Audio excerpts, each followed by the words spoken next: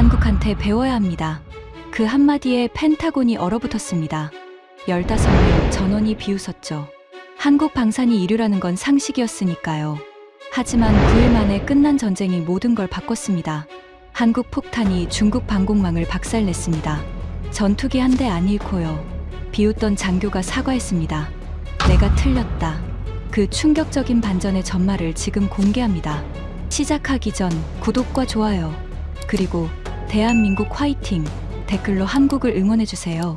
워싱턴 DC 펜타곤 지하 3층 국방분석실 회의실에 긴급 소집 명령이 떨어졌습니다. 오전 7시, 평소라면 커피 한 잔 들고 느긋하게 출근할 시간이었죠. 하지만 오늘은 달랐습니다. 저는 데니얼 리입니다. 펜타곤 국방분석실에서 25년째 근무하고 있는 수석분석관이죠. 동남아시아 지역 군사 동향을 분석하는 게 제 일입니다. 회의실 문을 열자 형광등 불빛이 눈을 찔렀습니다. 이미 14명이 자리를 잡고 있었죠. 윌리엄 해밀턴 중장이 상석에 앉아 있었고, 그 주변으로 대령들과 소령들, 민간 전문가들이 빙 둘러 앉아 있었습니다. 리 분석관, 늦었군. 해밀턴 중장의 목소리가 낮게 울렸습니다. 60세의 백발 장성, 걸프전 참전 용사이자 펜타곤에서 30년을 보낸 전설적인 인물이었죠. 그의 눈빛은 언제나 차가웠습니다. 죄송합니다, 중장님. 저는 빈자리로 향했습니다. 마커스 브래들리 대령 옆자리였죠. 그는 저를 보더니 코웃음을 쳤습니다. 45세 이라크전 조종사 출신, F-16으로 수십 회 출격한 경력의 소유자였죠. 그는 늘 저를 탐탁지 않게 여겼습니다. 한국계라는 이유로요. 자, 시작하지. 해밀턴 중장이 손짓했습니다. 스크린에 동남아시아 지도가 떴죠. 태국과 캄보디아 국경 지역이 빨간색으로 표시되어 있었습니다. 다들 알다시피 열흘 전 태국과 캄보디아 사이에 무력 충돌이 발생했다. 중장의 목소리가 회의실을 채웠습니다. 국경 지역 범죄 조직 문제로 시작된 분쟁이었지. 캄보디아가 태국 국민들을 납치해서 불법 카지노와 스캠 센터에서 강제 노동시킨 게 발단이었다. 스크린에 위성사진이 떴습니다. 캄보디아 국경 지대에 빼곡하게 들어선 건물들. 겉보기엔 평범한 리조트 같았지만 실제로는 전 세계를 상대로 한 사기 산업의 중심지였죠. 태국 정부가 외교적 해결을 시도했지만 실패했다. 캄보디아 정부가 사실상 이 범죄 조직과 한몸이었으니까 제임스 밀러 대령이 고개를 끄덕였습니다. 50세의 웨스트 포인트 출신, 학술적인 성향의 장교였죠. 결국 태국이 군사적 옵션을 선택한 거군요. 그렇다. 문제는 캄보디아가 만만한 상대가 아니었다는 거지. 해밀턴 중장이 스크린을 바꿨습니다. 캄보디아 군사시설 사진이 나타났죠.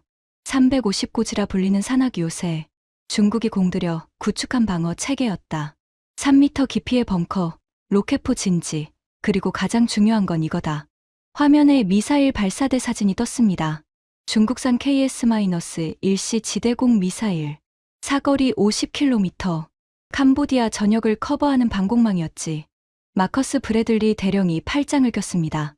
중국이 캄보디아를 꽤 신경 쓴 모양이군요. 훈련도 시켰겠죠? 물론이다. 중국 군사 고문단이 상주하면서 교리까지 가르쳤다. 캄보디아는 자신만만했지. 태국 공군이 공격하려면 방공망 안으로 들어와야 하니까 저는 조용히 듣고 있었습니다. 이 정도는 이미 알고 있는 내용이었죠. 하지만 중장이 왜 긴급 소집을 걸었는지는 아직 감이 오지 않았습니다. 자, 여기까지가 배경이다. 이제 본론으로 들어가지. 해밀턴 중장의 목소리가 한층 낮아졌습니다.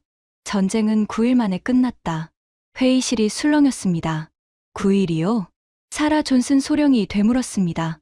35세의 정보분석관. 숫자에 민감한 그녀답게 바로 반응했죠. 캄보디아가 그렇게 약했습니까? 중국이 구축한 방어 체계가 그 정도밖에 안 됐다는 건가요? 그게 아니다. 중장이 고개를 저었습니다. 캄보디아 방어 체계는 예상대로 견고했다. 문제는 다른 데 있었지. 스크린에 새로운 사진이 떴습니다. 파괴된 벙커, 불타는 탄약고, 무너진 로켓포 진지. 전쟁 첫날부터 캄보디아 후방이 무너지기 시작했다. 국경에서 70km 떨어진 탄약 저장고가 폭발했고, 통신시설이 파괴됐고, 보급선이 끊겼다. 토마스 윌슨 대령이 몸을 앞으로 기울였습니다. 태국 공군의 폭격이었습니까? 그렇다. 하지만 이상한 점이 있었다. 중장이 잠시 멈췄습니다. 회의실의 시선이 그에게 집중됐죠. 태국 전투기는 캄보디아 영공에 한 번도 들어가지 않았다. 침묵이 흘렀습니다. 무슨 말씀이십니까? 마커스 브래들리가 이 말을 찌푸렸습니다.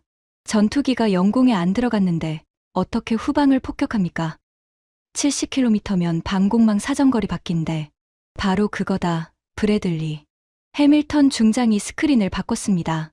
태국 전투기들은 국경 인근에서 선회하다가 뭔가를 투하하고 돌아갔다. 그리고 몇 분 후 캄보디아 후방에서 폭발이 일어났지. 장거리 순항 미사일입니까? 아니다.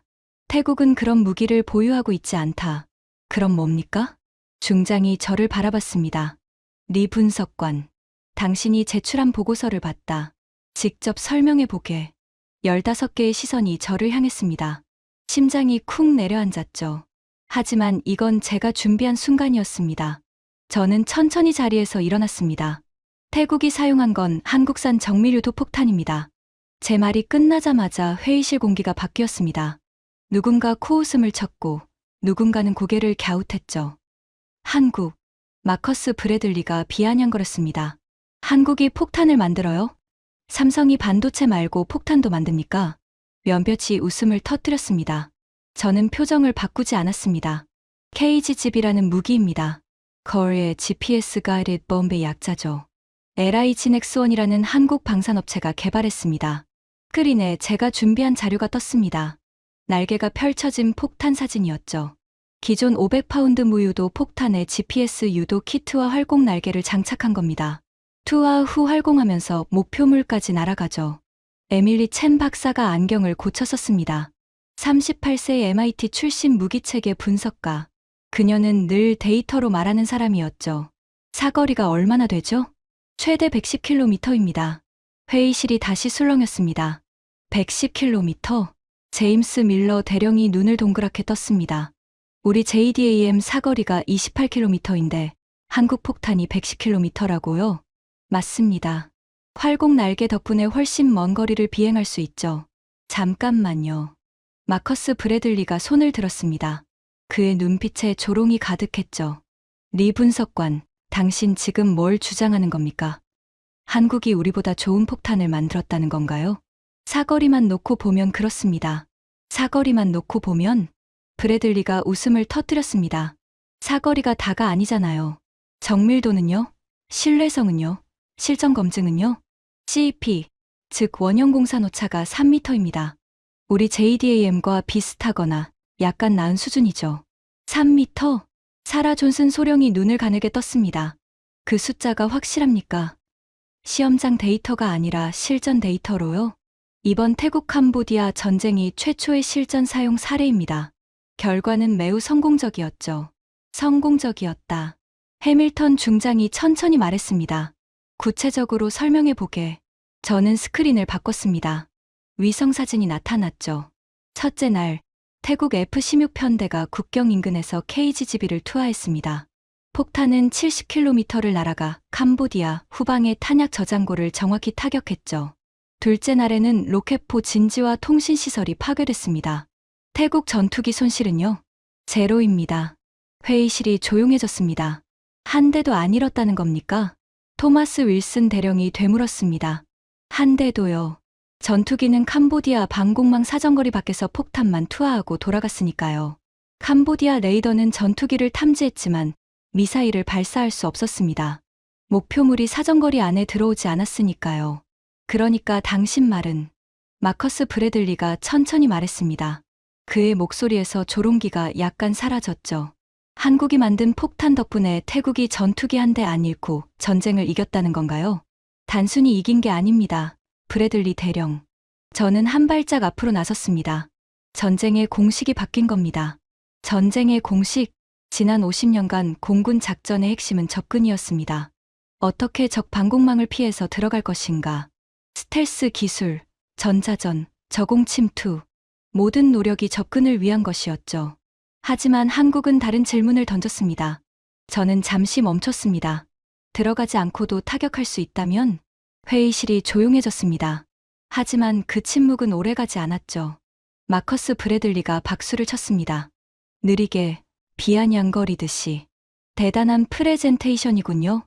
리 분석관. 한국 방산업체에서 커미션이라도 받으십니까? 면볕이 웃음을 터뜨렸습니다. 저는 이를 악물었죠. 저는 사실을 보고하는 겁니다. 사실? 브래들리가 자리에서 일어났습니다. 제가 알려드릴까요? 진짜 사실을. 한국 방산은 1위입니다. 미국 기술 수입해서 조립하는 수준이에요. K2 전차, 독일 엔진의 독일 변속기죠. KF-21 전투기, 미국 기술 없이는 엔진도 못 만들어요. 그가 저를 똑바로 쳐다봤습니다. 그런 나라가 갑자기 우리보다 좋은 폭탄을 만들었다고요? 웃기지 마세요. 저는 반박하려 했습니다. 하지만 브래들리는 멈추지 않았죠. 게다가 이 폭탄이 실전에서 처음 쓰인 거라며요? 한 번 성공했다고 검증됐다고 할 수 있습니까? 걸프전에서 우리가 JDAM을 몇 발 썼는지 알아요? 수천 발입니다. 그게 검증이에요. 하지만 사거리는 부정할 수 없지 않습니까? 110km 대 28km. 4배 차이입니다. 사거리만 길면 뭐합니까? 브래들리가 코웃음을 쳤습니다. 장거리 폭탄이 필요하면 우리는 순항 미사일을 쓰면 됩니다. 토마호크 사거리가 얼마인지 아세요? 2000km입니다. 한국 폭탄 따위랑 비교가 안 되죠. 토마호크는 발당 23억 원입니다. KGGB는 1억 원이에요. 가격 차이가 23배입니다. 싼 게 비지떡이라는 말 못 들어봤어요? 회의실에 웃음이 퍼졌습니다. 저는 주먹을 꽉 쥐었죠. 손톱이 손바닥을 파고들었습니다. 그때 해밀턴 중장이 손을 들었습니다. 잠깐. 리 분석관, 당신 결론이 뭔가? 저는 심호흡을 했습니다. 이제 진짜 폭탄을 터뜨릴 시간이었죠. 중장님, 저는 이 회의에서 한 가지 제안을 하려고 합니다. 말해보게. 미국이 한국한테 배워야 합니다. 회의실이 얼어붙었습니다. 3초, 5초, 10초. 그리고 폭소가 터졌습니다. 뭐라고요? 마커스 브래들리가 배를 잡고 웃었습니다. 미국이 한국한테 배워야 한다고요? 지금 농담하는 겁니까? 농담이 아닙니다. 저는 차분하게 대답했습니다. 하지만 속은 끓어오르고 있었죠. 한국은 우리가 50년간 못 푼 문제를 풀었습니다. 조종사를 위험에 빠뜨리지 않고 적을 타격하는 방법을요.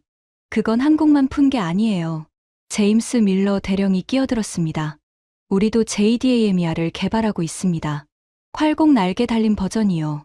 사거리가 70km 이상 될 예정이죠. 개발 중입니다.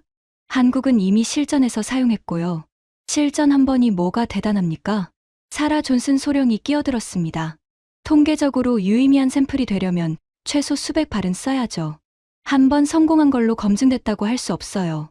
그 한 번이 전쟁을 끝냈습니다. 9일 만에요. 태국이 이긴 건 폭탄 때문만이 아닐 겁니다. 토마스 윌슨 대령이 말했습니다. 캄보디아가 애초에 약했던 거죠. 중국 무기라고 해봤자 수출용 다운그레이드 버전이잖아요. 진짜 중국군 상대였으면 결과가 달랐을 겁니다. 저는 답답했습니다. 그들은 핵심을 보지 못하고 있었죠. 여러분, 핵심은 캄보디아가 약했느냐가 아닙니다. 핵심은 태국이 전투기를 한 대도 잃지 않았다는 겁니다. 전투기를 안 잃은 게 뭐가 대단합니까? 마커스 브래들리가 팔짱을 꼈습니다. 우리는 걸프전에서도 전투기를 거의 안 잃었어요. 이라크전에서도요. 미국 공군의 능력이죠. 그건 압도적인 전자전 능력과 스텔스 기술이 있었기 때문입니다. 태국은 그런 게 없어요. 그냥 F-16밖에 없었죠. 그런데도 한 대를 안 잃었습니다. 운이 좋았겠죠. 운이요? 저는 웃음이 나왔습니다. 쓴 웃음이었죠. 9일간의 작전에서 수십 발의 폭탄을 투하했는데 전부 운이었다고요? 리 분석관. 해밀턴 중장이 낮은 목소리로 말했습니다. 당신 주장은 알겠네. 하지만 동의하기 어렵군. 한국이 괜찮은 폭탄 하나 만든 건 인정하지. 하지만 그걸로 미국이 배워야 한다는 결론은 비약이야. 비약이 아닙니다, 중장님. 저는 스크린을 바꿨습니다. 이건 전쟁 이후 각국의 반응입니다. 화면에 뉴스 헤드라인들이 떴습니다. 폴란드가 KGGB 도입을 검토하고 있습니다. FA-50 전투기와 함께 패키지로 구매할 가능성이 높죠. 폴란드? 케빈 오브라이언 대령이 눈을 떴습니다. 나토 연락관인 그는 유럽 동향에 민감했죠. 사우디아라비아는 이미 KGGB를 운용하고 있습니다. 토네이도와 타이푼에 장착해서요. 사우디도? 그리고 이건 더 충격적인 소식입니다. 저는 잠시 멈췄습니다. 태국이 추가로 100발을 구매하기로 했습니다. 원래 보유량의 5배죠. 회의실이 술렁였습니다. 게다가 일본도 움직이고 있습니다. 한국 무기 기술을 연구하겠다고요. 일본은 한국하고 사이 안 좋잖아요. 마커스 브래들리가 인상을 찌푸렸습니다. 그런 일본이 한국 무기를 연구한다고요? 그만큼 충격적이었다는 뜻이죠. 세계가 움직이고 있습니다. 우리만 가만히 있으면 안 됩니다. 가만히 있자는 게 아니에요. 브래들리가 자리에서 일어났습니다. 우리는 우리 방식대로 하면 됩니다. JDAMER 개발을 서두르면 되죠. 한국한테 배울 필요 없어요. JDAMER은 아직 개발 중입니다. 한국은 이미 2013년에 개발을 완료했고 2018년부터 양산하고 있어요. 우리가 7년 뒤처져 있습니다. 7년이 뭐가 대수입니까? 제임스 밀러 대령이 끼어들었습니다. 우리는 그 7년 동안 스텔스 기술을 발전시켰고 F-35를 배치했고 극초음속 무기를 개발하고 있어요. 큰 그림을 보세요. 폭탄 하나에 집착할 필요 없습니다. 폭탄 하나가 아닙니다. 저는 목소리를 높였습니다. 이건 철학의 문제입니다. 우리는 비싸고 복잡한 해결책을 찾아요. 스텔스, 전자전, 최첨단 기술. 하지만 한국은 단순하고 저렴한 해결책을 찾았죠. 그리고 그게 통했습니다. 단순하고 저렴한 게 항상 좋은 건 아니에요. 사라 존슨 소령이 말했습니다. 전쟁은 복잡합니다. 단순한 해결책이 통하는 경우는 드물어요. 이번엔 통했습니다. 이번 한 번이요. 한 번이면 충분하지 않습니까? 저는 회의실을 둘러봤습니다. 15개의 얼굴, 15개의 회의적인 표정. 그때 로버트 김소령이 처음으로 입을 열었습니다. 저처럼 한국계 미국인이었죠. 하지만 그는 평소에 자신의 뿌리를 드러내지 않았습니다. 오히려 더 미국적으로 행동하려 했죠. 리 분석관, 저도 한국계입니다. 그래서 더 객관적으로 말할 수 있어요. 저는 그를 바라봤습니다. 희망을 품고요. 한국이 이번에 괜찮은 무기를 만든 건 인정합니다. 하지만 그걸로 미국이 배워야 한다는 건 과장이에요. 우리나라가 좋아 보이고 싶은 마음은 이해하지만 객관성을 잃으면 안 됩니다. 희망이 무너졌습니다. 같은 피를 가진 사람마저 등을 돌렸죠. 저는 한국이 좋아 보이고 싶어서 이러는 게 아닙니다. 저는 주먹을 꽉 쥐었습니다. 저는 미국을 위해서 이러는 겁니다. 우리가 자만에 빠져서 중요한 변화를 놓치면 안 되니까요. 자만이라뇨? 마커스 브래들리가 비웃었습니다. 우리가 세계 최강이라는 건 자만이 아니라 사실이에요. 군사비 지출 세계 1위, 항공모함 11척, 전 세계 800개 기지. 한국이 뭘 얼마나 가지고 있는데요? 숫자가 전부가 아닙니다. 숫자가 전부가 아니라고요? 브래들리가 한 발짝 다가왔습니다. 그의 눈빛이 차가워졌죠. 전쟁에서 숫자가 전부예요. 더 많은 비행기, 더 많은 폭탄, 더 많은 병력. 그게 이기는 겁니다. 한국 폭탄이 조금 더 멀리 날아간다고 세상이 바뀌지 않아요. 9일 만에 전쟁이 끝난 건 세상이 바뀐 증거 아닙니까? 캄보디아가 약했던 거예요. 브래들리가 목소리를 높였습니다. 제발 현실을 보세요. 한국 폭탄이 대단해서가 아니라 캄보디아가 종이호랑이였던 겁니다. 중국 무기? 웃기지 마세요. 중국이 제대로 된 무기를 만들어 본 적이 있어요? 회의실이 술렁였습니다. 몇몇이 고개를 끄덕였죠. 저는 고립됐습니다. 완전히. 해밀턴 중장이 손을 들었습니다. 자, 진정하게. 리 분석관, 당신 열정은 인정하네. 하지만 이 회의에서 당신 제안을 받아들이기는 어렵겠어. 중장님, 미국이 한국한테 배워야 한다는 주장은 근거가 부족해. 한 번의 실전 사용, 작은 규모의 분쟁, 약한 적. 이걸로 결론을 내리기엔 이르지. 저는 입술을 깨물었습니다. 하지만 중장님, 만약 제가 틀렸다면 손해볼 게 없습니다. 그냥 연구만 하면 되니까요. 하지만 제가 맞았는데 무시한다면 어떻게 됩니까? 우리가 놓치는 겁니다. 놓칠 게 뭐가 있나? 마커스 브래들리가 비웃었습니다. 한국 폭탄. 우리가 마음만 먹으면 6개월 안에 더 좋은 거 만들어요. 6개월요? 한국은 7년 전에 이미 만들었는데요. 7년 전에 만들었으면 왜 이제야 처음 실전에서 썼습니까? 아무도 안 사줬으니까 그런 거 아니에요. 저는 대꾸하지 못했습니다. 그건 사실이었으니까요. KGGB는 오랫동안 주목받지 못했습니다. 이번 전쟁 전까지는요. 봐요. 브래들리가 승리의 미소를 지었습니다. 한국 무기가 그렇게 대단했으면 진작에 날개 돋친 듯 팔렸겠죠. 안 팔린 데는 이유가 있는 겁니다. 저는 지고 있었습니다. 논리로, 분위기로, 모든 면에서. 그때 에밀리 첸 박사가 손을 들었습니다. 잠깐만요. 모두의 시선이 그녀에게 향했습니다. 리 분석관의 주장을 전부 받아들이기는 어렵지만 한 가지 흥미로운 점은 있어요. 뭔데요? 마커스 브래들리가 귀찮다는 듯 물었습니다. 태국이 이번 전쟁에서 이스라엘 무기 대신 한국 무기를 선택했다는 거예요. 회의실이 조용해졌습니다. 태국은 원래 이스라엘 리자드 유도폭탄을 쓰고 있었어요. 그런데 이번 전쟁에서 리자드 대신 KGGB를 사용했죠. 그게 왜요? 리자드 사거리가 15km밖에 안 되거든요. 캄보디아 방공망 사정거리 안에 들어가야 하는 거죠. 하지만 KGGB는 100km 밖에서 쏠 수 있어요. 에밀리 첸이 저를 바라봤습니다. 리 분석관, 이 부분을 더 자세히 설명해 주시겠어요? 저는 희망을 느꼈습니다. 아주 작은 희망이었지만요. 물론이죠. 저는 스크린을 바꿨습니다. 태국 공군은 처음에 리자드로 출격했습니다. 하지만 캄보디아 방공망에 막혔죠.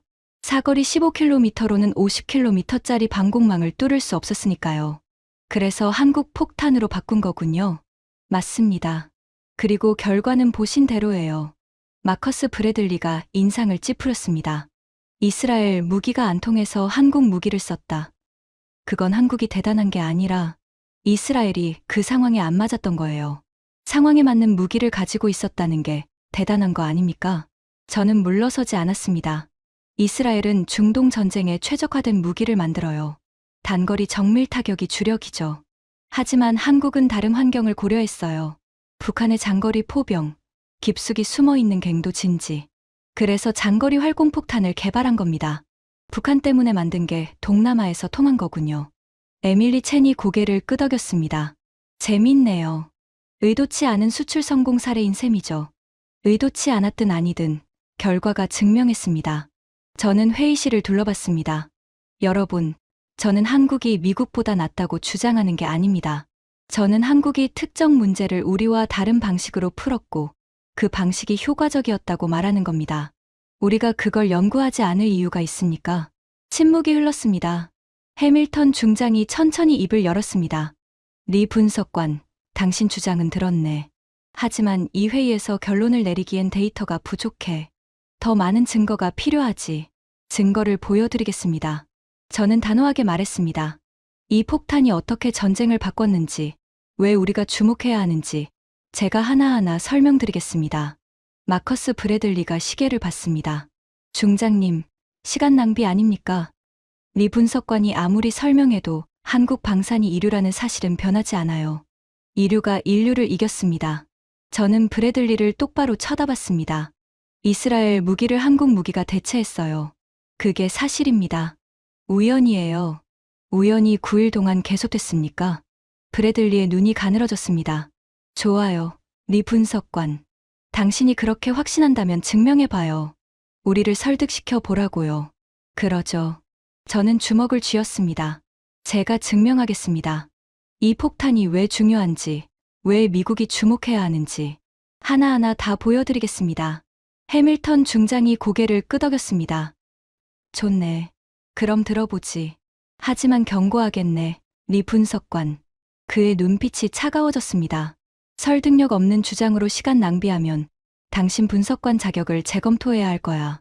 심장이 조여들었습니다. 하지만 저는 물러서지 않았죠. 알겠습니다, 중장님. 저는 스크린 앞에 섰습니다. 그럼 시작하겠습니다. 제가 왜 한국한테 배워야 한다고 말하는지. 15개의 시선이 저를 향했습니다. 회의적인, 조롱하는, 무관심한 눈빛들. 하지만 저는 알고 있었습니다. 진실은 제 편이라는 걸요.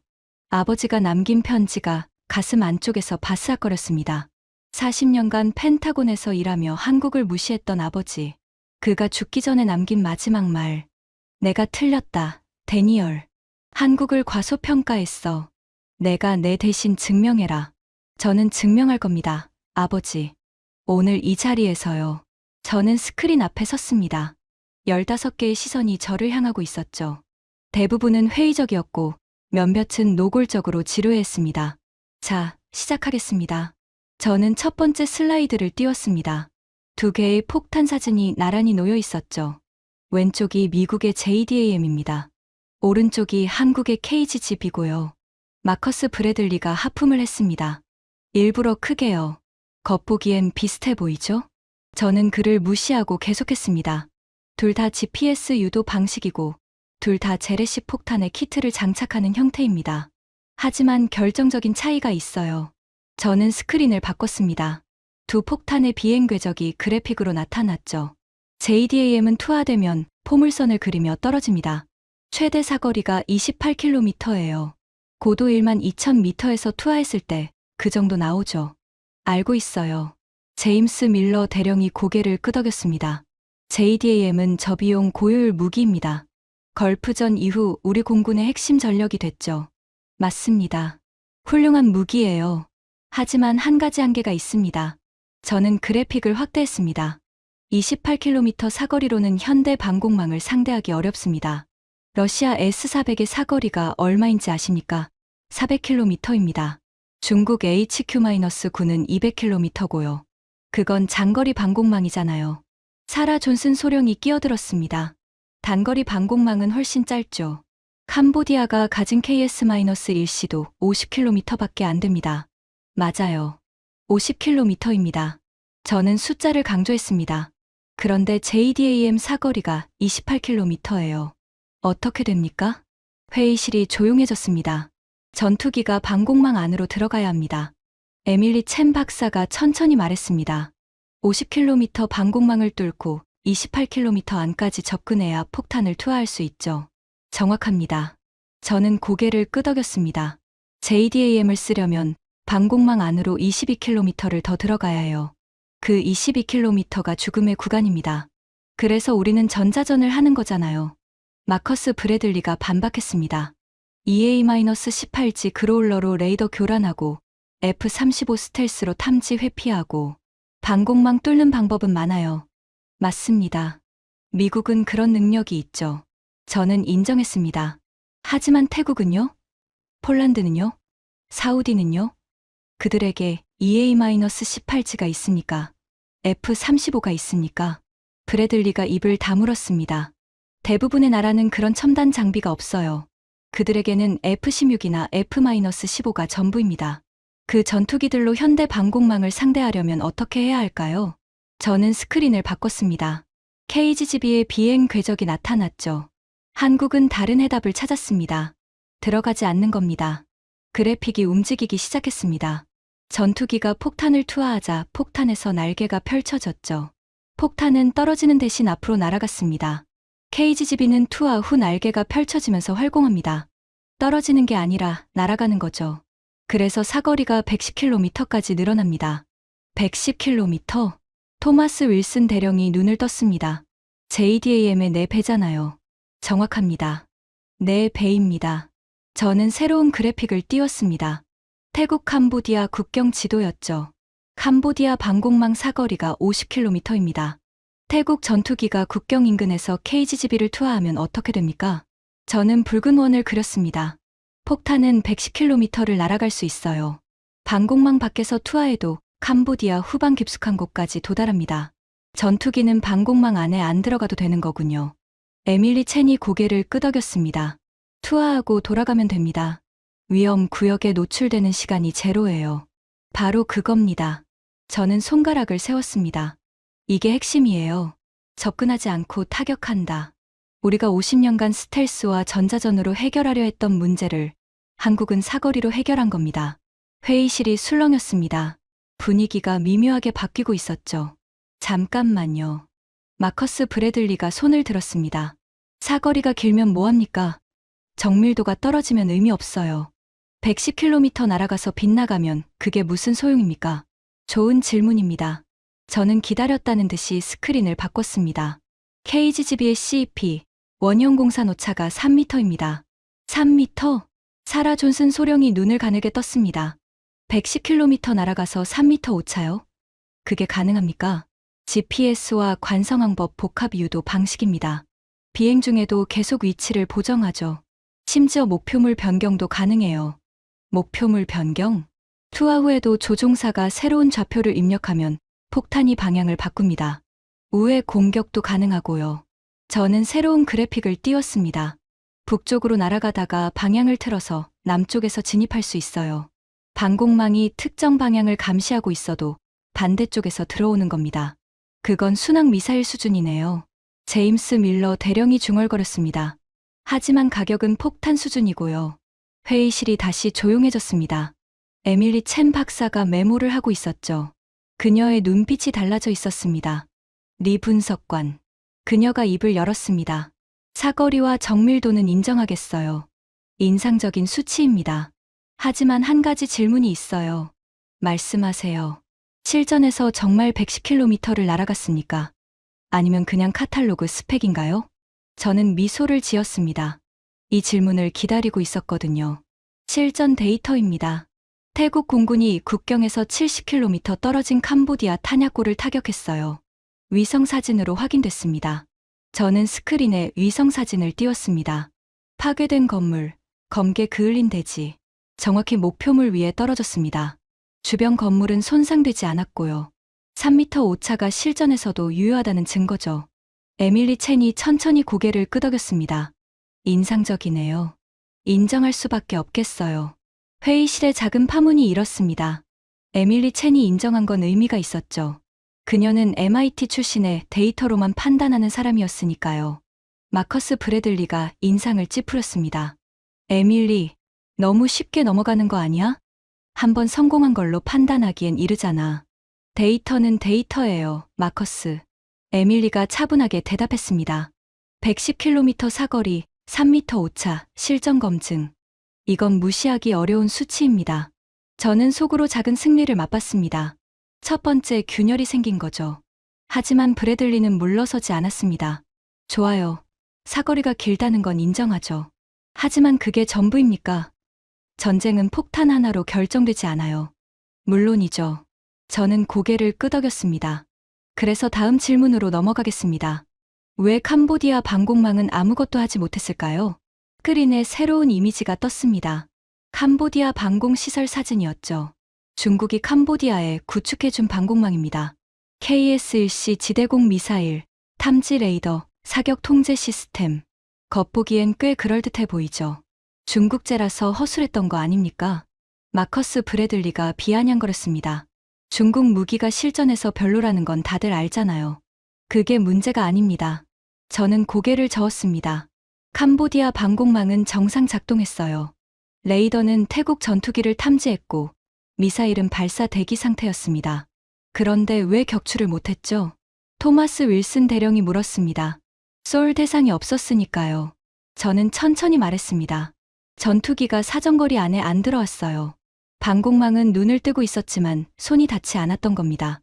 회의실이 조용해졌습니다. 상상해 보세요. 저는 목소리를 낮췄습니다. 당신이 캄보디아 방공부대원이라고 칩시다. 레이더 화면을 보고 있어요. 태국 전투기가 보입니다. 국경 근처에서 선회하고 있죠.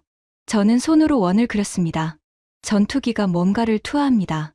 하지만 사정거리 밖이에요. 미사일을 쏠 수 없습니다. 그냥 지켜볼 수밖에 없죠. 그리고 몇 분 후 후방에서 폭발이 일어나는 거군요. 에밀리 첸이 말했습니다. 맞습니다. 전투기는 이미 돌아갔어요. 미사일을 쏠 타이밍을 놓친 겁니다. 아니, 타이밍이 아예 없었죠. 저는 스크린을 바꿨습니다. 캄보디아 군 통신 기록이 나타났죠. 이건 우리가 입수한 캄보디아 내부 통신 기록입니다. 전쟁 둘째 날 오후에요. 저는 기록을 읽었습니다. 적 항공기 탐지, 국경 인근 선회 중, 요격 불가, 사정거리 밖. 회의실이 술렁였습니다. 30분 후 다른 기록이 있습니다. 저는 계속 읽었습니다. 후방 탄약고 피격, 원인 불명, 적 항공기 영공 침범 없음. 원인 불명이라니. 제임스 밀러 대령이 중얼거렸습니다. 뭐가 날아왔는지도 몰랐다는 거잖아요. 그렇습니다. 캄보디아는 뭐가 자기들을 때리는지 몰랐어요. 저는 새로운 기록을 띄웠습니다. 셋째 날 기록입니다. 통신 시설 파괴, 로켓포 진지 파괴, 보급로 차단. 적 항공기 영공 침범 없음. 원인 불명. 원인 불명. 원인 불명. 회의실이 무거워졌습니다. 넷째 날에는 이런 기록이 있어요. 저는 목소리를 낮췄습니다. 사기 저하 심각. 병사들 공포 상태. 적이 보이지 않음. 어디서 공격이 오는지 모름. 로버트 김소령이 처음으로 표정을 바꿨습니다. 그도 군인이었으니까요. 보이지 않는 적과 싸우는 공포를 이해했을 겁니다. 이게 얼마나 무서운 상황인지 아십니까? 저는 회의실을 둘러봤습니다. 당신은 벙커 안에 있습니다. 3m 깊이의 견고한 구조물이에요. 폭탄이 떨어져도 버틸 수 있다고 들었죠. 하지만 갑자기 입구에서 폭발이 일어납니다. 저는 손으로 폭발을 흉내냈습니다. 흙과 돌이 쏟아지고 입구가 막힙니다. 밖에서 무슨 일이 일어나는지 알 수 없어요. 무전기도 끊겼습니다. 어둠 속에 갇힌 거죠. 회의실이 숨을 죽였습니다. 적 전투기는 보이지 않았습니다. 레이더에도 안 잡혔어요. 그런데 폭탄이 떨어진 겁니다. 어디서요? 모릅니다. 왜요? 모릅니다. 다음엔 어디를 맞을까요? 모릅니다. 저는 잠시 멈췄습니다. 이게 심리전입니다. 한국 폭탄은 단순히 건물을 파괴한 게 아니에요. 캄보디아군의 정신을 무너뜨린 겁니다. 마커스 브래들리가 입을 열려다 다시 닫았습니다. 반박할 말을 찾지 못한 것 같았죠. 중국이 가르친 교리가 있었습니다. 저는 계속했습니다. 거리가 곧 안전이다. 적이 접근하면 요격한다. 접근 못하면 안전하다. 캄보디아는 이 교리를 믿었어요. 저는 고개를 저었습니다.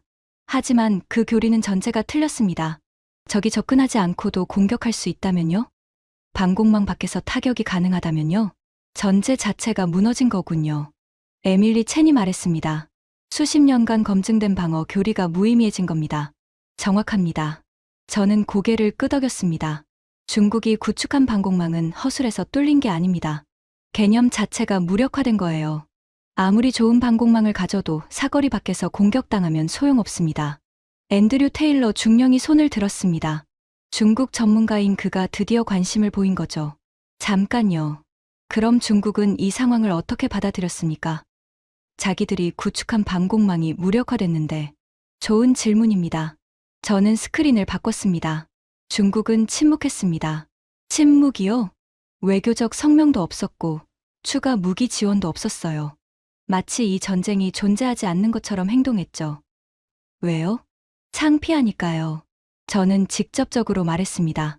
중국이 공들여 구축한 방공망이 한국 폭탄 몇 발에 무력화됐습니다.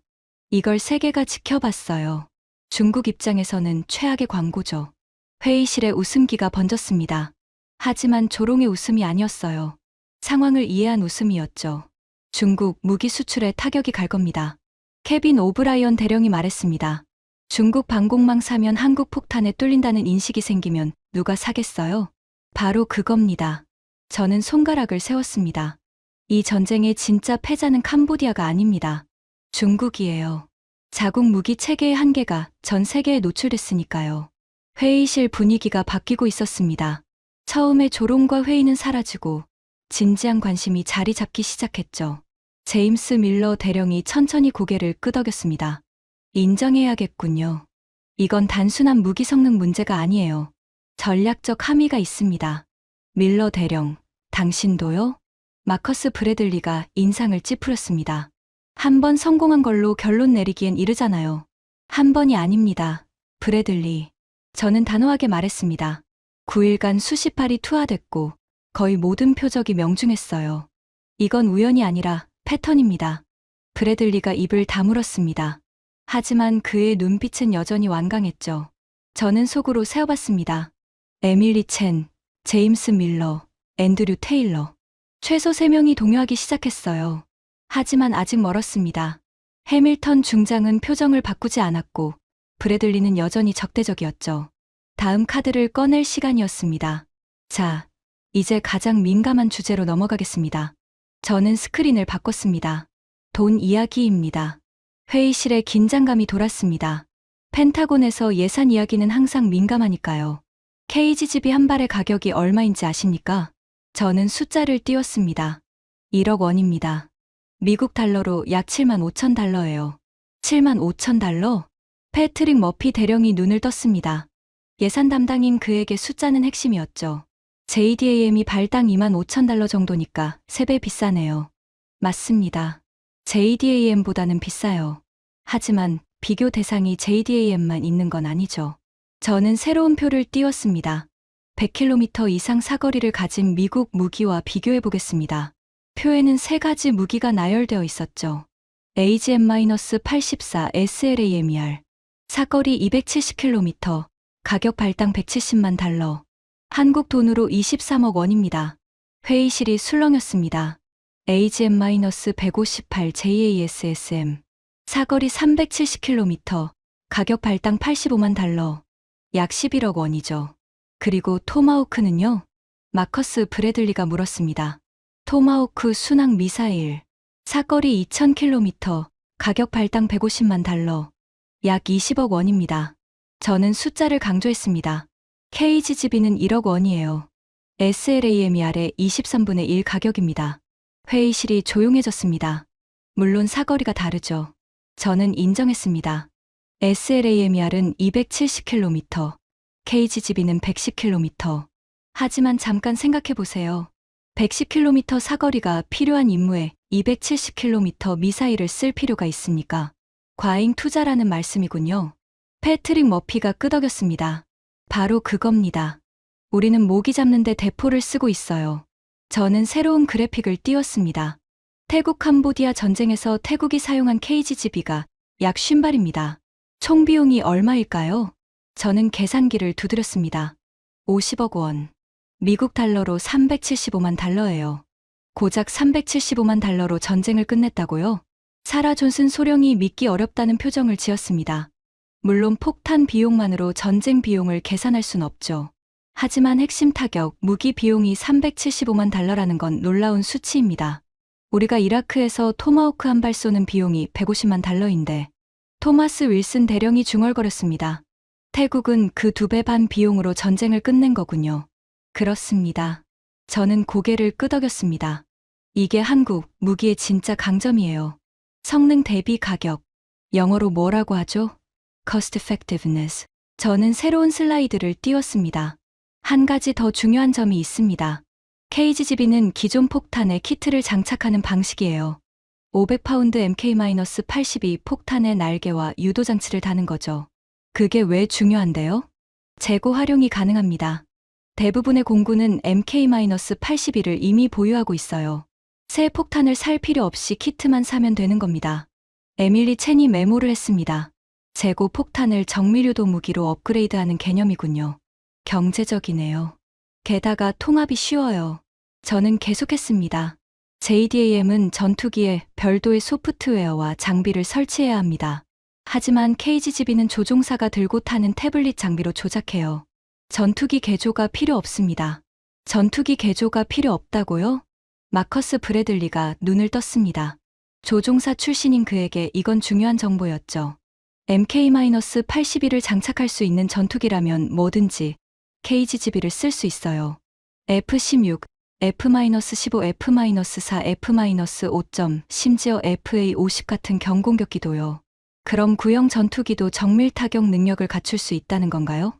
정확합니다. 태국이 정확히 그렇게 했어요. F-16A에 KGGB를 달았죠. F-16A는 1980년대 기체입니다. 40년 된 전투기가 최신 정밀 타격 임무를 수행한 거예요. 회의실에 작은 탄성이 흘렀습니다. 이건 게임 체인저입니다. 패트릭 머피가 말했습니다.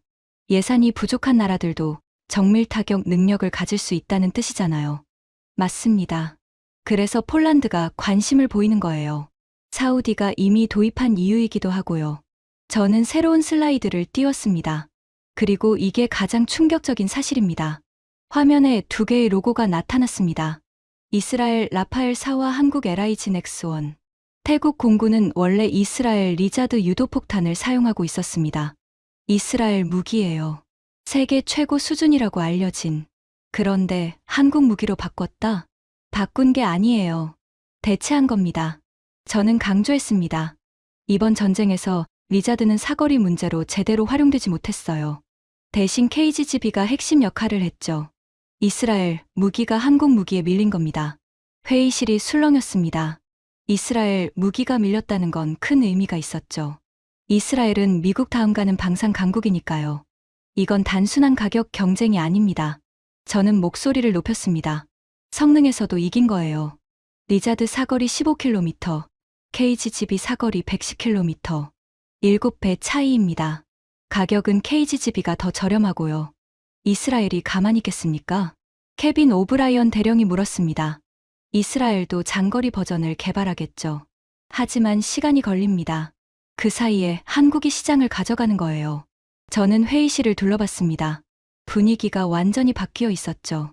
처음에 조롱은 사라지고 진지한 토론이 이루어지고 있었습니다. 에밀리 첸, 제임스 밀러, 패트릭 머피, 케빈 오브라이언, 앤드류 테일러. 5명이 확실히 동요했어요. 토마스 윌슨과 사라 존슨도 생각에 잠긴 표정이었죠. 하지만 해밀턴 중장은 여전히 무표정했고 마커스 브래들리는 팔짱을 낀 채 고개를 저었습니다. 아직 결정적인 한 방이 필요했습니다. 잠깐 쉬어가겠습니다. 저는 스크린을 끄고 회의실을 둘러봤습니다. 여러분, 저는 왜 이렇게 한국 무기에 집착하는 것처럼 보일까요? 마커스 브래들리가 코웃음을 쳤습니다. 한국계니까 그런 거 아닙니까? 조국 사랑? 아닙니다. 저는 담담하게 대답했습니다. 오히려 그 반대예요. 회의실이 조용해졌습니다. 저는 한국계 미국인 3세입니다. 미국에서 태어났고, 미국에서 자랐고, 미국을 위해 25년을 일했어요. 한국어도 제대로 못합니다. 저는 쓴웃음을 지었습니다. 솔직히 말하면 저는 한국에 별 관심이 없었어요. 아버지도 마찬가지였고요. 저는 잠시 멈췄습니다. 가슴 안쪽에서 무언가가 뭉클해졌죠. 제 아버지 이야기를 해도 될까요? 해밀턴 중장이 고개를 끄덕였습니다. 아버지 이름은 리처드 리였습니다. 펜타곤에서 40년을 일했죠. 이 자리에 계신 분들 중 몇 분은 아버지를 아실 거예요. 제임스 밀러 대령이 눈을 떴습니다. 리처드 리. 혹시 소련 무기 분석 전문가였던? 맞습니다. 냉전 시대의 소련 무기 체계를 분석하는 게 아버지 일이었어요. 펜타곤에서 손꼽히는 전문가였죠. 저는 깊게 숨을 들이쉬었습니다. 아버지는 평생 한국을 무시했습니다. 회의실이 조용해졌습니다. 한국 전쟁 때 미국이 한국을 구했잖아요. 아버지는 그걸 자랑스러워했어요. 미국이 없었으면 한국은 없었다고요. 맞는 말이죠. 저는 고개를 끄덕였습니다. 하지만 아버지는 거기서 멈추지 않았어요. 한국은 영원히 미국에게 빚진 나라라고 생각했죠. 한국이 뭘 하든 미국 덕분이고 한국이 뭘 만들든 미국 기술을 베낀 거라고요. 많은 사람들이 그렇게 생각하죠. 해밀턴 중장이 조용히 말했습니다. 네, 그렇습니다. 저는 인정했습니다. 저도 그렇게 생각했어요. 아버지한테 배웠으니까요. 저는 가슴 안쪽 주머니에 손을 넣었습니다. 낡은 봉투가 만져졌죠. 아버지가 돌아가시기 한 달 전이었습니다. 암 선고를 받고 병원에 계셨죠. 회의실이 숨을 죽였습니다. 아버지가 저를 부르셨어요. 그리고 이 편지를 주셨습니다. 저는 봉투를 꺼냈습니다. 낡고 구겨진 봉투. 2년 동안 품에 지니고 다닌 거였죠. 읽어드려도 될까요? 해밀턴 중장이 고개를 끄덕였습니다. 저는 편지를 펼쳤습니다. 손이 떨렸죠. 데니얼에게. 저는 읽기 시작했습니다. 내가 죽기 전에 꼭 해야 할 말이 있다. 회의실이 고요해졌습니다. 나는 40년 동안 한국을 무시했다. 한국 무기는 장난감이라고 했고, 한국 기술은 모방이라고 했다. 미국이 최고이고, 한국은 영원히 이류라고 믿었다. 저는 목이 메었습니다. 하지만 계속 읽었죠. 그런데 최근 몇 년간 이상한 일들이 벌어졌다. 한국 전투기가 미국 전투기를 이기고, 한국 탱크가 세계 시장을 휩쓸고, 한국 미사일이 수출 기록을 세웠다. 나는 인정하기 싫었다. 우연이라고, 운이라고, 일시적이라고 생각했다. 저는 숨을 골랐습니다. 하지만 더 이상 부정할 수 없게 됐다. 한국은 진짜로 성장했다. 내가 무시하는 동안 그들은 발전했다. 회의실에서 누군가 기침을 했습니다. 하지만 아무도 말하지 않았죠. 데니얼, 나는 틀렸다. 저는 목소리가 갈라졌습니다. 한국을 과소평가했다. 자만에 빠져서 변화를 보지 못했다. 내 평생의 실수다. 저는 편지를 내려놓았습니다. 마지막 부분입니다. 내가 펜타곤에서 일하고 있다는 게 자랑스럽다. 하지만 부탁이 있다. 나처럼 되지 마라. 편견에 눈이 멀지 마라. 한국이든 어디든 좋은 건 좋다고 인정할 줄 알아라. 저는 편지를 접었습니다. 내가 내 대신 증명해라. 진실을 말해라. 그게 내 아버지의 마지막 유언이다. 회의실이 침묵에 잠겼습니다. 아무도 말이 없었죠. 저는 편지를 주머니에 넣었습니다. 아버지는 한 달 후에 돌아가셨습니다. 이 편지가 아버지가 남긴 마지막 글이에요. 저는 회의실을 둘러봤습니다. 저는 오늘 한국을 홍보하러 온 게 아닙니다. 아버지의 유언을 지키러 온 거예요. 좋은 건 좋다고 인정하라고 하셨으니까요. 마커스 브래들리가 고개를 숙였습니다. 그의 얼굴에서 조롱기가 사라져 있었죠. 에밀리 첸이 안경을 벗고 눈을 닦았습니다. 해밀턴 중장이 천천히 입을 열었습니다. 리처드 리를 알고 있네. 좋은 분석관이었지. 감사합니다, 중장님. 그가 그런 편지를 남겼다니, 의외군. 그는 미국 무기에 대한 자부심이 대단한 사람이었어. 네, 그랬습니다. 그래서 그 편지가 더 무겁습니다. 저는 스크린을 다시 켰습니다. 아버지는 40년간 한국을 무시했습니다. 하지만 죽기 전에 인정했어요. 자신이 틀렸다고. 저는 회의실을 둘러봤습니다. 오늘 이 자리에서 저는 같은 질문을 드리고 싶습니다. 우리는 언제까지 편견을 고집할 건가요? 아버지처럼 죽기 전에야 인정할 건가요? 침묵이 흘렀습니다. 아니면 지금 눈앞의 증거를 받아들일 건가요? 제임스 밀러 대령이 천천히 손을 들었습니다. 리 분석관, 당신 아버지 이야기를 들으니 생각이 바뀌는군요. 솔직히 처음에는 과장이라고 생각했습니다. 하지만 데이터도 그렇고 당신 개인사도 그렇고 진지하게 들어볼 가치가 있는 것 같습니다. 밀러 대령, 감사합니다. 로버트 김소령도 입을 열었습니다. 저처럼 한국계인 그가요. 저도 한국계입니다. 솔직히 부끄럽습니다. 그가 고개를 숙였습니다. 저는 한국이라는 배경이 약점이 될까봐 늘 감추려 했어요. 더 미국적으로 행동하려 했죠. 리 분석관이 한국 무기를 말할 때 저는 반대편에 섰습니다. 객관적이라고 포장하면서요. 그가 저를 바라봤습니다. 하지만 당신 아버지 이야기를 들으니 깨달았습니다. 객관성이 아니라 비겁함이었어요. 죄송합니다. 저는 고개를 끄덕였습니다. 괜찮습니다. 김소령. 저도 똑같았으니까요. 회의실 분위기가 완전히 달라져 있었습니다. 조롱과 회의는 사라지고 진지한 성찰의 공기가 감돌았죠. 하지만 아직 끝이 아니었습니다. 마지막으로 한 가지 더 보여드리겠습니다. 저는 스크린을 바꿨습니다. 실제 전투 영상입니다. 화면에 흐릿한 영상이 나타났습니다. 공중에서 촬영한 것 같았죠. 태국 공군이 촬영한 영상입니다. 보안 등급이 있지만 분석 목적으로 입수했습니다. 영상 속에서 전투기가 날고 있었습니다. F-16의 특유의 실루엣이 보였죠. 지금 보시는 건 태국 F-16A입니다. 캄보디아 국경 인근을 비행하고 있어요. 화면 아래쪽에 타이머가 돌아가고 있었습니다. 투하 3초 전. 영상이 흔들렸습니다. 그리고 전투기 아래에서 무언가가 분리됐죠. KGB 투하. 폭탄이 떨어지는 순간 날개가 펼쳐졌습니다. 마치 새가 날개를 펴는 것처럼요. 지금 보신 게 활공 날개입니다. 투하 후 자동으로 전개되죠. 회의실이 숨을 죽였습니다. 영상이 바뀌었습니다. 이번엔 지상 화면이었죠. 이건 캄보디아 350고지의 벙커입니다. 위성 영상이에요. 화면에 산악 지형이 보였습니다. 군데군데 인공 구조물이 있었죠. 저 검은 점이 벙커 입구입니다. 3m 깊이의 견고한 구조물이죠. 저는 레이저 포인터로 가리켰습니다. 그리고 이게 타격 후 영상입니다. 화면이 바뀌었습니다. 같은 위치.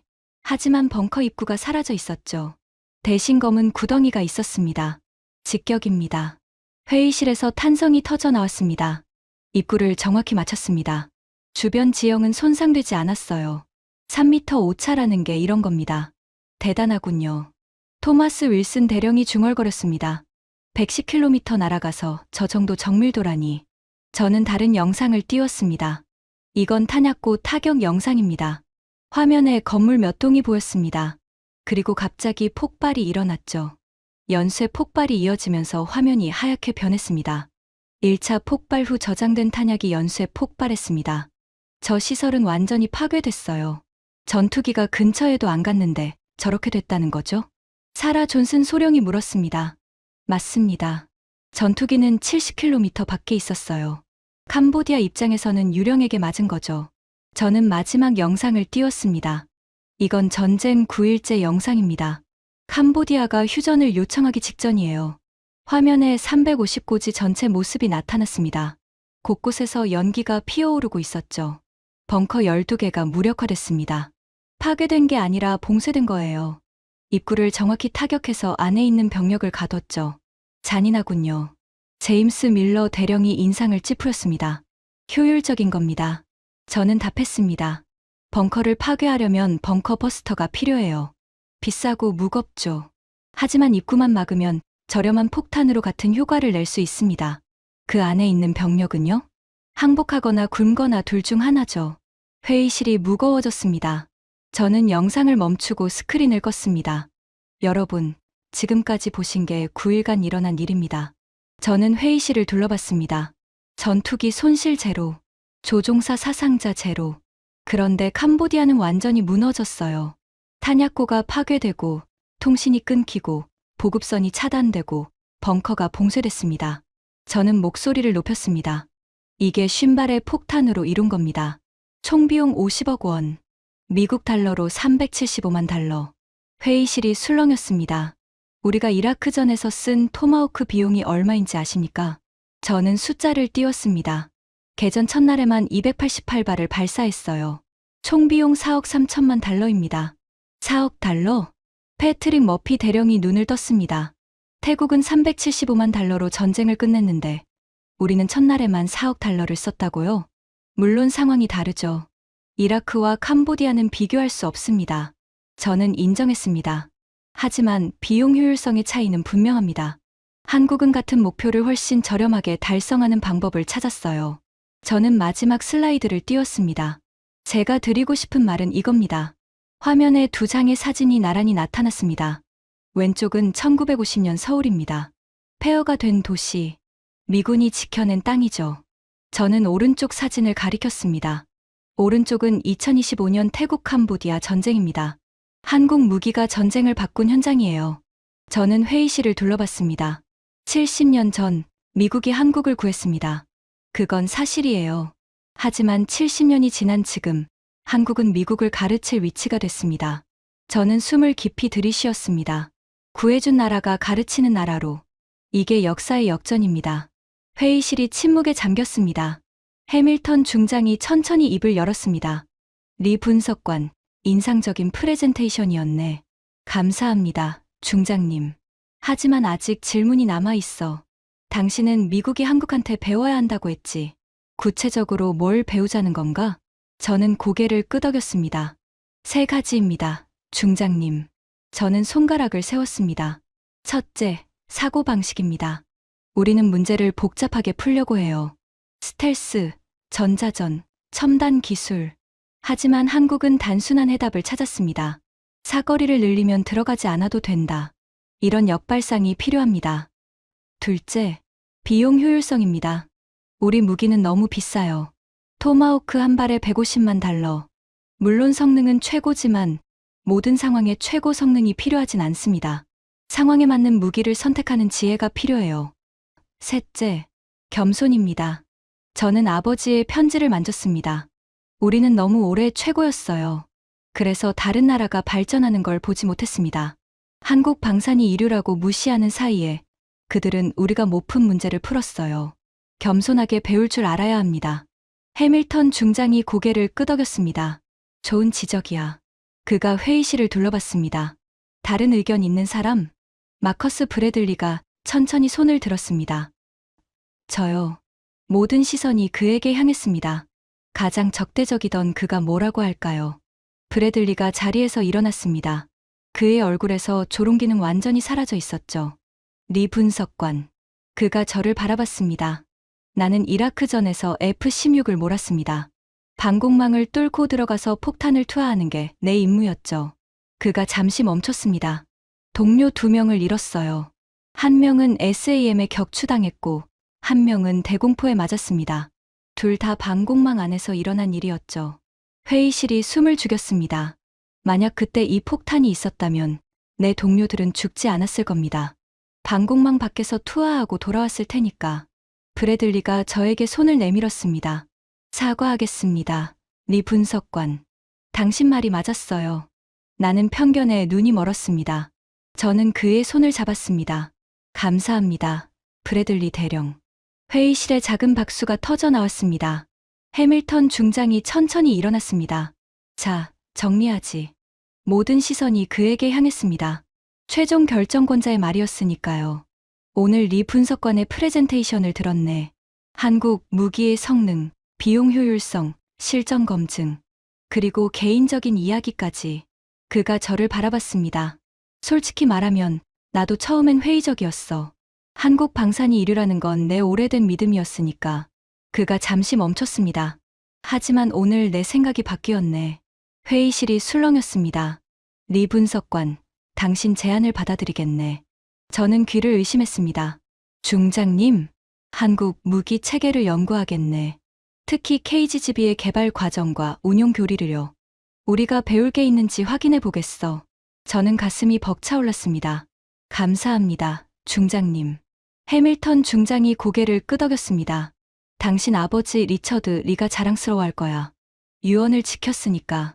저는 눈시울이 붉어졌습니다. 노력하겠습니다, 중장님. 회의실에 박수가 터져 나왔습니다. 이번에는 진심이 담긴 박수였죠. 저는 15개의 얼굴을 둘러봤습니다. 처음에 조롱하고 회의하던 그 얼굴들이 이제는 인정과 존중의 표정을 짓고 있었습니다. 아버지의 편지가 가슴 안쪽에서 따뜻하게 느껴졌습니다. 해냈어요, 아버지. 저는 속으로 중얼거렸습니다. 당신 대신 증명했어요. 회의가 끝난 후 저는 복도에 서 있었습니다. 다리에 힘이 풀려서 걷기가 어려웠죠. 리 분석관.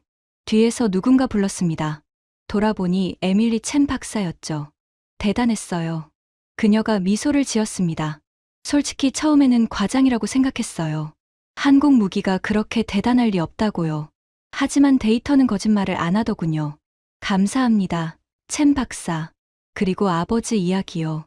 그녀가 잠시 멈췄습니다. 저도 중국계잖아요. 비슷한 경험이 있어요. 자기 뿌리를 부정하고 싶은 마음. 더 미국적으로 보이고 싶은 욕구. 그녀가 고개를 저었습니다. 오늘 당신 보면서 반성했어요. 자기 배경을 숨기는 게 객관성이 아니라는 거. 저는 그녀의 손을 잡았습니다. 우리 모두 배우는 거죠. 그때 무거운 발소리가 들렸습니다. 해밀턴 중장이 다가오고 있었죠. 리 분석관. 중장님. 저는 자세를 바로 했습니다. 따라오게. 할 말이 있어. 중장의 사무실은 회의실보다 더 컸습니다. 벽에는 걸프전 사진들이 걸려 있었고 책상 위에는 각종 훈장과 기념품이 놓여 있었죠. 앉게. 중장이 소파를 가리켰습니다. 저는 조심스럽게 앉았죠. 오늘 회의 인상적이었네. 중장이 책상에 기대 앉았습니다. 솔직히 말하면 나도 한국 방산을 무시했어. 30년간 그래왔지. 하지만 오늘 생각이 바뀌었네.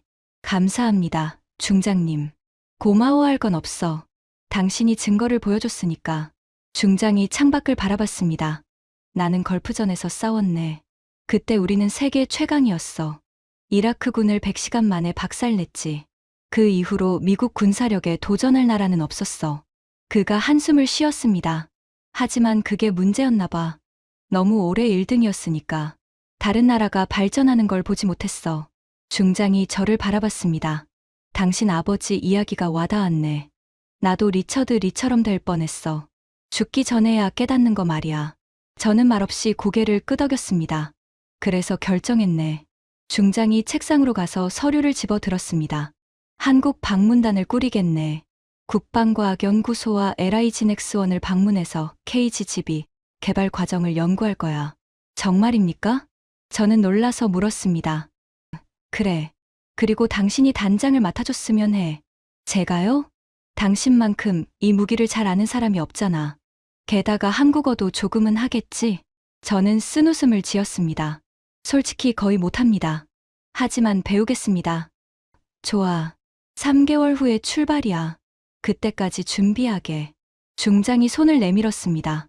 오늘 수고했네, 리 분석관. 당신 아버지가 자랑스러워할 거야. 저는 그의 손을 잡았습니다. 감사합니다, 중장님. 최선을 다하겠습니다. 사무실을 나오면서 저는 휴대폰을 꺼냈습니다. 어머니께 전화해야 했죠. 여보세요? 어머니, 저예요. 데니얼. 무슨 일이야? 목소리가 떨리네. 어머니, 해냈어요. 저는 눈물이 났습니다. 아버지 유언을 지켰어요. 펜타곤이 한국 무기를 연구하기로 했어요. 제가 단장을 맡아서 한국에 가요. 전화기 너머로 어머니의 울음소리가 들렸습니다. 내 아버지가 얼마나 기뻐할까. 저 세상에서 보고 있을 거야. 네, 어머니. 아버지가 보고 계실 거예요. 저는 복도 창문 너머로 워싱턴 D.C.의 하늘을 바라봤습니다. 석양이 붉게 물들고 있었죠. 아버지, 보고 계시죠? 저는 속으로 중얼거렸습니다. 시작이에요. 이제 시작입니다. 3개월의 준비 기간은 순식간에 지나갔습니다. 저는 한국어를 배우기 시작했습니다. 어렸을 때 외면했던 언어를요. 서툴렀지만 기본적인 인사말은 할 수 있게 됐죠. 방문단에는 10명이 포함됐습니다. 에밀리 첸 박사, 제임스 밀러 대령, 그리고 놀랍게도 마커스 브래들리 대령까지. 왜 지원했습니까? 브래들리 대령? 저는 출발 전날 그에게 물었습니다. 내 동료들 때문이야. 브래들리가 대답했습니다. 이라크에서 72명. 그들이 헛되이 죽지 않았다는 걸 확인하고 싶어. 더 좋은 무기가 있다면 다음 세대는 그런 희생을 안 해도 되니까. 저는 그의 어깨를 두드렸습니다. 함께 가서 배워봅시다. 출발 당일 인천행 비행기에 올랐습니다. 15시간의 긴 비행이었죠. 창밖으로 태평양이 보였습니다. 70년 전 미군 병사들이 이 바다를 건너 한국으로 갔습니다. 그들은 한국을 구하러 갔죠. 하지만 오늘 저는 다른 목적으로 갑니다. 배우러 갑니다. 구해준 나라에게요. 인천국제공항에 도착했을 때 저는 잠시 멈춰 섰습니다. 70년 전 이곳은 전쟁터였습니다. 메가더 장군의 인천 상륙작전이 벌어진 곳이죠. 수천 명의 미군이 목숨을 걸고 상륙했던 해안. 하지만 지금 눈앞에는 세계에서 가장 현대적인 공항이 펼쳐져 있었습니다. 유리와 강철로 된 거대한 건물, 분주하게 움직이는 사람들, 최첨단 시설. 대단하군요. 에밀리 첸이 감탄했습니다. 70년 만에 이렇게 변할 수 있다니. 전쟁의 폐허에서 이걸 만들었어요. 저는 말했습니다. 미국의 도움이 있었지만 결국 만든 건 한국 사람들이에요. 공항을 빠져나와 버스에 올랐습니다. 첫 번째 방문지는 대전의 국방과학연구소였죠. 버스 창밖으로 한국의 풍경이 스쳐 지나갔습니다. 고층 빌딩, 깨끗한 도로, 첨단 도시. 아버지가 말했던 이류 국가의 모습은 어디에도 없었습니다. 리 단장님. 브래들리가 옆에 앉았습니다. 이상한 기분이에요. 무슨 기분이요? 미국 군인이 한국에 배우러 왔다는 게요. 내 아버지 세대는 상상도 못했을 거예요. 저는 고개를 끄덕였습니다. 세상이 변한 거죠. 우리가 적응해야 해요. 국방과학연구소에 도착했을 때 한국 측 관계자들이 기다리고 있었습니다. 환영합니다. 책임자가 영어로 인사했습니다. 펜타곤에서 오셨다니 영광입니다. 영광은 저희 쪽이죠. 저는 대답했습니다. 훌륭한 무기를 개발하셨더군요. 배우러 왔습니다. 한국 측 관계자의 얼굴에 놀라움이 스쳤습니다. 미국이 배우러 왔다는 말을 예상하지 못한 것 같았죠. 이틀간의 브리핑이 이어졌습니다.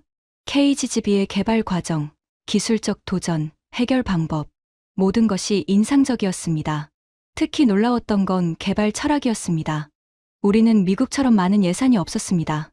한국 엔지니어가 설명했습니다. 그래서 다르게 생각해야 했어요. 비싼 해결책 대신 똑똑한 해결책을요. 사거리를 늘린 이유도 그건가요? 에밀리 첸이 물었습니다. 네. 스텔스 기술은 너무 비쌌어요. 전자전 장비도 마찬가지였죠. 하지만 활공 날개는 저렴했습니다. 같은 문제를 다른 방식으로 푼 거예요. 저는 메모를 했습니다. 아버지가 말했던 게 이거였구나. 한국은 다르게 생각했다. 셋째 날, LIG 넥스원 공장을 방문했습니다. 생산 라인에서 KGB가 조립되고 있었습니다. 날개, 유도 장치, GPS 모듈. 각 부품이 정밀하게 결합되는 모습을 지켜봤죠. 한 달에 몇 발을 생산합니까? 제임스 밀러 대령이 물었습니다. 현재 월 200발입니다. 하지만 증산 계획이 있어요. 태국 전쟁 이후 수요가 늘었겠군요. 네. 폴란드, 말레이시아, 필리핀에서 문의가 왔습니다. 콜롬비아도 관심을 보이고 있고요. 저는 생산 라인을 바라보며 생각했습니다. 70년 전 이 나라는 폭탄을 맞는 쪽이었습니다. 이제는 폭탄을 만들어 수출하는 나라가 됐죠. 역사의 역전이란 이런 거구나. 한국 방문 마지막 날, 저는 혼자 시간을 냈습니다. 택시를 타고 국립묘지로 향했습니다. 한국전쟁 전사자들이 잠들어 있는 곳이죠. 묘지 입구에서 저는 잠시 멈춰 섰습니다. 수천 개의 묘비가 줄지어 있었습니다. 한국을 지키다 죽은 젊은이들. 저는 미군 전사자 구역으로 걸어갔습니다. 미국에서 온 병사들이 묻혀 있는 곳이었죠. 안녕하세요. 저는 한국어로 인사했습니다. 서툴렀지만 진심이었죠.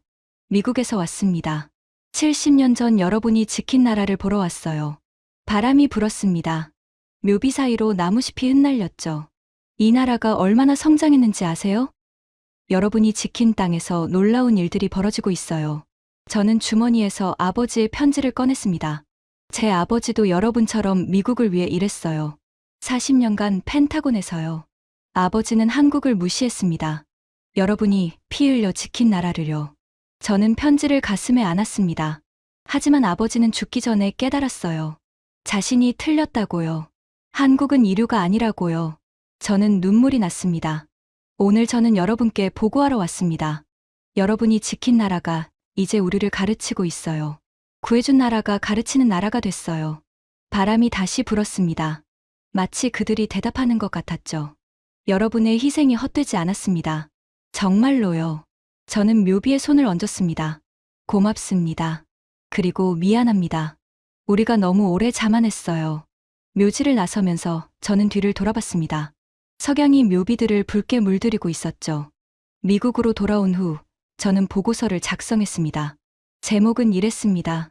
한국 모델 미국이 배워야 할 것들. 보고서는 펜타곤 내부에서 큰 반향을 일으켰습니다. 장거리 활공폭탄 개발 프로젝트가 시작됐고 비용 효율적인 무기 체계 연구팀이 꾸려졌죠. 물론 모든 사람이 동의한 건 아니었습니다. 여전히 한국을 무시하는 사람들도 있었죠. 하지만 변화는 시작됐습니다. 저는 아버지의 무덤을 찾았습니다. 버지니아의 작은 묘지. 가을 단풍이 떨어지고 있었죠. 아버지, 저는 묘비 앞에 앉았습니다. 해냈어요. 당신이 시킨 대로요. 바람이 불었습니다. 단풍잎이 묘비 위로 떨어졌죠. 펜타곤이 한국을 연구하기 시작했어요. 당신이 40년간 무시했던 나라를요. 제가 증명했습니다.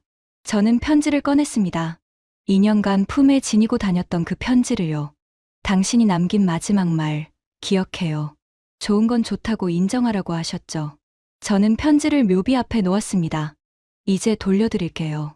당신 유언은 제가 지켰으니까요. 바람이 편지를 흔들었습니다. 하지만 날아가지는 않았죠. 마치 아버지가 받아드는 것처럼. 고마워요, 아버지. 그리고 사랑해요. 저는 일어섰습니다. 다음에 또 올게요. 좋은 소식 가지고요. 묘지를 나서면서 저는 생각했습니다. 70년 전 미국이 한국을 구했습니다. 그건 사실이에요. 우리는 그걸 자랑스러워해도 됩니다. 하지만 70년이 지난 지금 세상은 변했습니다. 구해준 나라가 가르치는 나라가 됐어요. 그리고 그건 부끄러운 일이 아닙니다. 배움에는 끝이 없으니까요. 누구에게든 언제든 배울 수 있으니까요. 아버지가 죽기 전에 깨달은 것처럼 저도 깨달았습니다. 겸손이 진짜 강함이라는 걸요. 여러분, 지금까지 제 이야기를 들어주셔서 감사합니다. 저는 데니얼 리입니다. 펜타곤에서 25년간 일한 분석관이죠. 오늘 제가 드린 이야기는 실화를 바탕으로 합니다. 태국 캄보디아 전쟁, 한국 KGB의 활약, 그리고 세계가 한국 무기에 주목하기 시작한 것까지요. 물론 제 개인적인 이야기, 아버지의 편지는 각색된 부분이 있습니다. 하지만 메시지는 진실이에요. 우리는 너무 오래 한국을 무시했습니다. 반도체, 미국 기술 베꼈다고 했죠. 자동차, 일본 따라했다고 했죠. 방산, 이류라고 했죠. 하지만 이제 세상이 바뀌고 있습니다. 한국 반도체 없으면 세계 경제가 멈춥니다. 한국 자동차가 미국 시장을 휩쓸고 있습니다. 한국 무기가 전쟁의 공식을 바꾸고 있습니다. 우리는 이 변화를 인정해야 합니다. 그리고 배워야 합니다. 자만이 아니라 겸손으로, 편견이 아니라 열린 마음으로. 제 아버지는 죽기 전에야 깨달았습니다. 여러분은 그러지 마세요. 지금 깨달으세요. 좋은 건 좋다고 인정하세요. 그게 진짜 강한 겁니다. 지금까지 펜타곤 회의실에서 벌어진 충격적인 이야기였습니다. 70년 전 우리를 구해준 나라가 이제 우리에게 배우러 옵니다. 대한민국이 걸어온 길이 헛되지 않았다는 증거입니다.